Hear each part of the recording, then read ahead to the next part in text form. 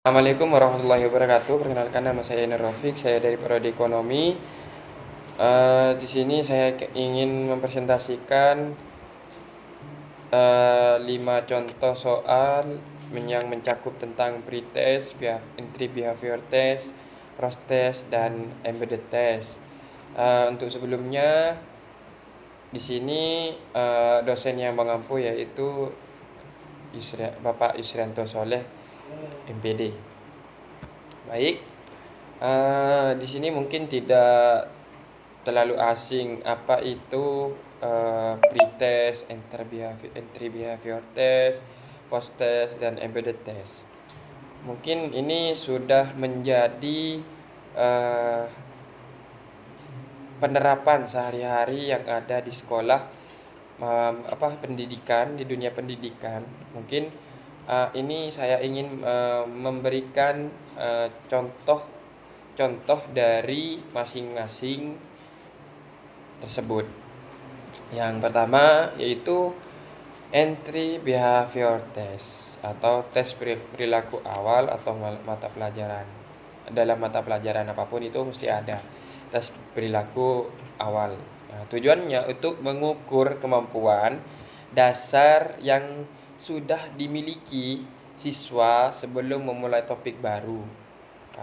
Jadi dalam entry behavior test ini yaitu untuk menguji kemampuan atau mengukur kemampuan dasar yang sudah dimiliki siswa sebelum memulai topik pembelajaran. Nah, contoh, sebelum mempelajari gerak lurus perubahan peraturan atau GLBP, coba jawab. Sebuah mobil bergerak dengan kecepatan konstan 60 km per jam. Berapa jarak yang ditempuh mobil tersebut dalam waktu 30 menit? Nah, mungkin ini murid-murid masih dalam kalau sudah mengerti, kalau udah paham, itu mestinya langsung menjawab, yaitu 60 km per jam. Itu jawabannya. Nah, yang kedua yaitu ada yang namanya pretest atau tes awal pembelajaran. Contoh dalam pembelajaran mata pelajaran biologi semuanya. Tujuannya yaitu mengukur pengetahuan awal siswa sebelum pembelajaran berlangsung. Nah, contoh soalnya yaitu dari pretest ini, urutkan organ-organ berikut sesuai urutan jalannya makanan pada sistem pencernaan manusia. Nah, 1. Usus halus, 2. Lambung, 3. Mulut, 4. Kerongkongan, 5. Usus besar.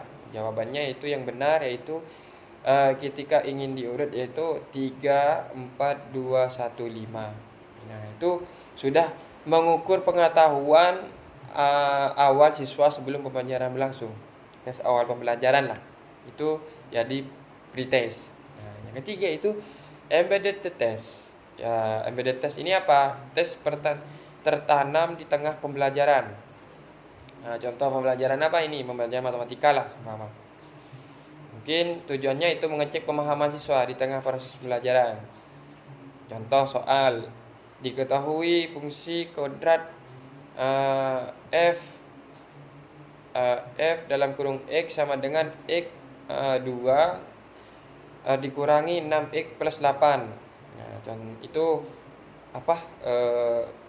Ya, tentukan nilai x ketika x-nya itu adalah 0. Mungkin jawabannya yaitu yang pertama itu x2 dikurangi 6x plus 8 itu 0. Maka jawabannya x2 itu adalah 0 atau x4 itu adalah 0 juga. Terus yang keempat ini, yang terakhir adalah post test. Post test yaitu akhir dari pembelajaran. Contoh, mengukur pencapaian setelah pembelajaran selesai.